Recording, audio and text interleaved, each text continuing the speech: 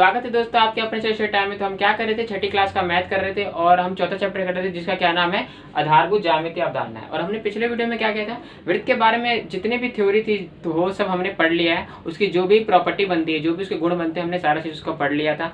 तो अब बिना देरी को क्या स्टार्ट करते हैं, 4.6 प्रश्नावली स्टार्ट करते हैं जो हमारे इस चैप्टर का लास्ट प्रश्नावली है। पहला क्वेश्चन क्या कह रहा है, संलग्न आकृति को देखकर हमें कुछ क्वेश्चन दे रखे और उसके बारे में हमें आंसर देना है। तो बिना देरी के स्टार्ट करते हैं। पहला क्या है दे रखा है, वृत्त का केंद्र। वृत्त का केंद्र क्या होता है, वृत्त का केंद्र मैंने जैसा कि आपको बताया कि वृत्त का केंद्र होता है। वृत्त के केंद्र में हम अगर प्रकार रखकर उसको गोल घुमाएं, ठीक है, वृत्त से प्रकार रखकर ही क्या बनता है, एक वृत्त बनता है। ठीक है, तो वृत्त का केंद्र यहाँ पे क्या हो गया बताइए, अगर कहे तो क्या हो गया, यहाँ पे ओ हो गया। ठीक है, क्या हो गया यहाँ पे ओ।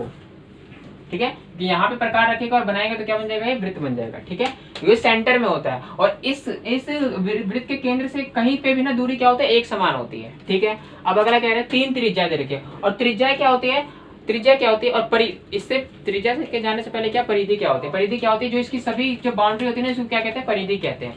ठीक है, और वृत्त के केंद्र से परिधि पे खींचा गया जो भी रेखा होता है उसको क्या कहते हैं, उसको त्रिज्या कहते हैं। तो देखिए ओसी देखिए यहाँ से खींचा गया, यहाँ से ये केंद्र है, केंद्र से कितना हो गया ओसी। तो मैं क्या लिख सकता, कितने 3 त्रिज्या तो ओसी हो गया। ठीक है, और ओसी एक रेखाखंड भी है ना, एक निश्चित है, निश्चित रेखाखंड भी लिख सकता हूँ ना, इसलिए क्या इसके ऊपर एक बार भी लगा दिया।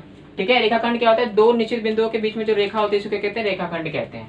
ठीक है, और इसकी निश्चित होती है। अगला ओसी हो गया और देखिए यहाँ पे देखिए अगर मैं ये देखूँ तो ओ और ए भी हो गया, ओ और ए, ओ ए भी लिख सकता हूँ।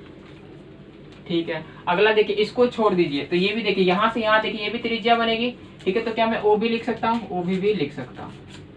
ठीक है, यही 3 त्रिज्या बन रही है। अब अगला क्या, एक व्यास। व्यास क्या होती है, त्रिज्या का 2 गुना। त्रिज्या का 2 गुना क्या करती है, जो मतलब क्या करती है, वृत्त को क्या करते हैं, 2 बराबर भागों में बांटती है। ठीक है, ये देखिए ये और ये पूरा होता है, त्रिज्या का 2 गुना होता है। तो त्रिज्या का 2 गुना क्या होगा, ये देखिए यहाँ से ये और ये, तो दो त्रिज्या मिलकर क्या बनती है, एक व्यास बनता है। तो देखिए ए और ओ सी क्या बन जाएगा, त्रिज्या। तो क्या लिख सकता हूँ, ए सी क्या हो गया, यहाँ पे एक व्यास हो गया।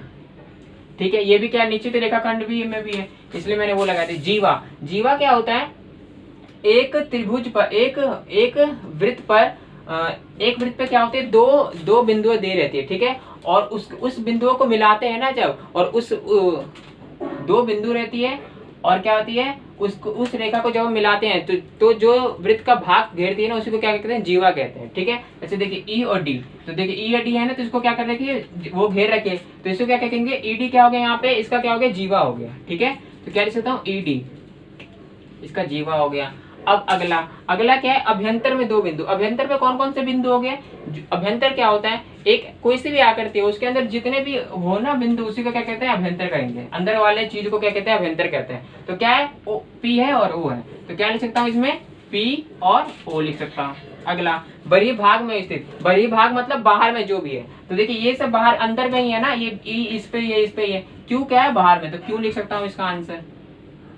ठीक है, एक त्रिज्याखंड क्या होती है, एक चाप और 2 त्रिज्या से, एक चाप और 2 संगत त्रिज्या से जो इस वृत्त में स्थान करती है उसको क्या कहते हैं, त्रिज्याखंड कहते हैं। तो जैसे देखिए ये क्या हो गया, दो त्रिज्या हो गया और एक क्या हो गया, ए बी क्या हो गया, इसका चाप हो गया। तो क्या हो गया इसमें, ए ओ बी क्या हो गया, इसका त्रिज्याखंड हो गया। ठीक है, त्रिज्याखंड हो गया। अब अगला क्या कह रहे हैं, और ये त्रिभुज भी है, त्रिभुज ही है ना ये, तो कह सकते हैं इसको वृत्तखंड।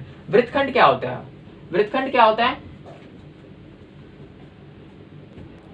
अब क्या दे रखा है, वृत्तखंड। वृत्तखंड क्या होता है, एक चाप द्वारा ठीक है, और एक जीवा द्वारा जो स्थान घेरा होता है ना उसको क्या कहते हैं, वृत्तखंड कहते हैं। जैसे देखिए ई और डी क्या, ये ई और डी क्या है, एक चाप हो गया और इसके जो भी क्या होता है स्थान घेरा हुआ है ना, जैसे देखिए ई और डी के बीच में जो भी स्थान घेरा है उसको क्या कहते हैं, वृत्तखंड कहते हैं। तो क्या इसका क्या हो जाएगा, ई डी। ठीक है, तो इस तरीके से ये पहले का आंसर है।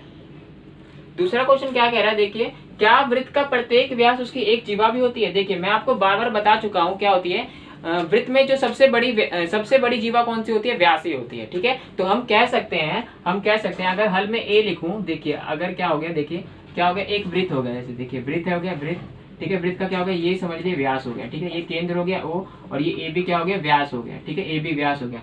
तो आपको हमेशा ध्यान रखना है वृत्त की सबसे बड़ी जीवा क्या होती है, व्यास ही होती है। तो मैं क्या लिख सकता हूँ, वृत्त का प्रत्येक व्यास उसकी एक जीवा होती है। हाँ, क्या हो गया, हाँ वृत्त की प्रत्येक व्यास उसकी एक जीवा भी होती है ना, होती है। क्यों होती है? क्यों? क्योंकि हमें पता है वृत्त की सबसे बड़ी जीवा कौन सी होती है?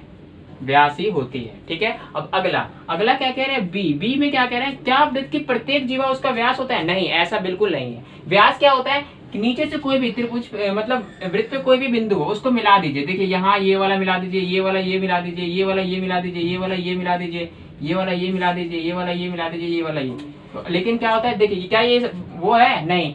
हमेशा ध्यान रखिएगा, जो व्यास होता है ना वृत्त को दो बराबर भागों में बांटता है, लेकिन ठीक है, लेकिन जीवा ऐसा नहीं करता है। ठीक है, और इसीलिए कहते हैं कि जो सबसे बड़ी जीवा होती है क्या होती है? व्यास होती है वृत्त की। लेकिन हम ऐसा नहीं कह सकते कि सभी जो जीवा होती है वो व्यास होती है। तो हम लिख देंगे यहाँ पे, क्या लिखेंगे? नहीं, वृत्त की प्रत्येक जीवा उसका व्यास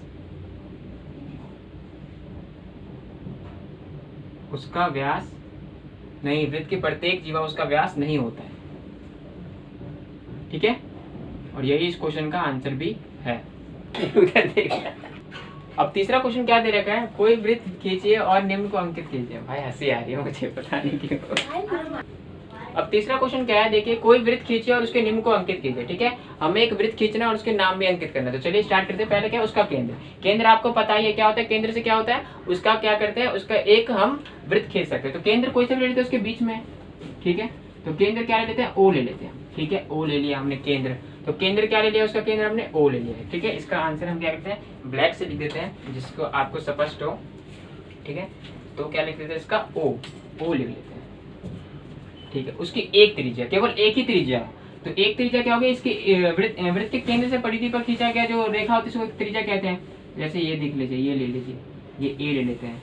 ठीक है, तो और एक व्यास भी खींचना है हमें, एक व्यास। तो एक व्यास भी खींच लेते हैं यहीं से। देखिए व्यास क्या होता है? उस डबल होता है। किसका डबल होता है? एक त्रिज्या का। ये सीधी रेखा होती है बिल्कुल। देखिए यहाँ पे टेढ़ी बन गई है, तो इसको सीधी लेनी है। तो देखिए ये हो गया। ठीक है, यहाँ पे ओ ए और यहाँ पे बी ले लेते हैं। तो देखिए यहाँ पे एक त्रिज्या कह रहा है, लेकिन यहाँ पे दो त्रिज्या बन गया। ठीक है, दो त्रिज्या, तो दो त्रिज्या ले लेते हैं हम। क्या ले लेते हैं?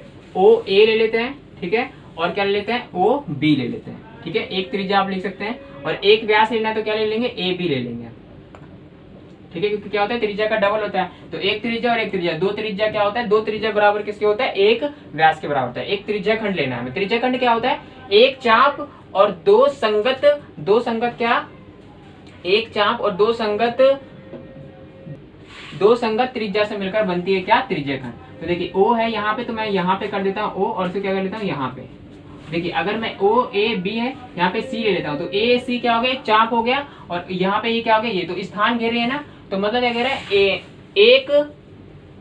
एक क्या होती है? एक चाप और दो संगत त्रिज्या से जो स्थान घेरती है उसको क्या कहते हैं? त्रिज्या खंड कहते हैं। तो जैसे देखिए ये वाला, देखिए ये वाला पूरा पोर्शन देखिए, तो क्या लिख सकता हूँ मैं? ए ओ सी क्या है? एक त्रिज्या खंड हो गया। अब अगला एक वृत्तखंड। वृत्तखंड क्या होता है? एक चाप हो और क्या होगा? एक चाप और एक जीवा से जो घिरा हुआ स्थान होता है उसी को क्या कहते हैं? उसी को वृत्तखंड कहते हैं। ठीक है, तो जैसे देख लीजिए यहाँ पे ले लेते हैं हम, क्या ले लेते हैं? पी ले लेते हैं, और यहाँ पे क्या ले लेते हैं? क्यू ले लेते हैं। ठीक है, इस यहाँ पे पी और यहाँ पे क्यू।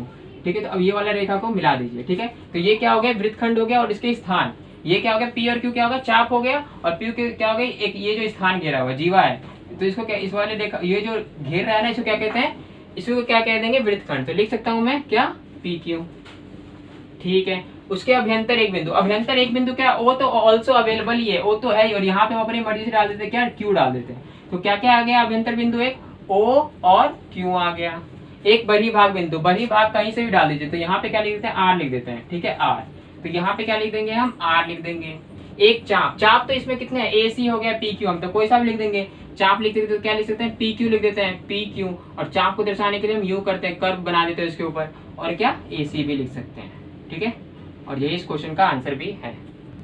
अब चौथा क्वेश्चन क्या कह रहा है? सत्य असत्य बताना है। तो पहला क्या कह रहा है? वृत्त के दो व्यास अवश्य प्रतिच्छेद करेंगे। हाँ, हमेशा करेंगे। ठीक है, क्योंकि देखिए अगर कोई, देखिए ये क्या हो गया? एक हमारा वृत्त हो गया। ठीक है, वृत्त का कोई सा व्यास का क्या काम होता है? व्यास क्या हो गया? देखिए जैसे क्या हो गया? ये क्या हो गया? आपका केंद्र हो गया। ठीक है, तो जैसे देखिए एक व्यास ये रहा। ठीक है, और एक व्यास कहीं से भी बना दीजिए।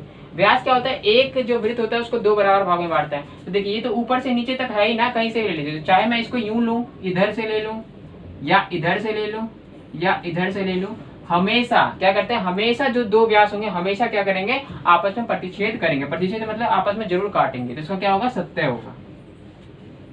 ठीक है।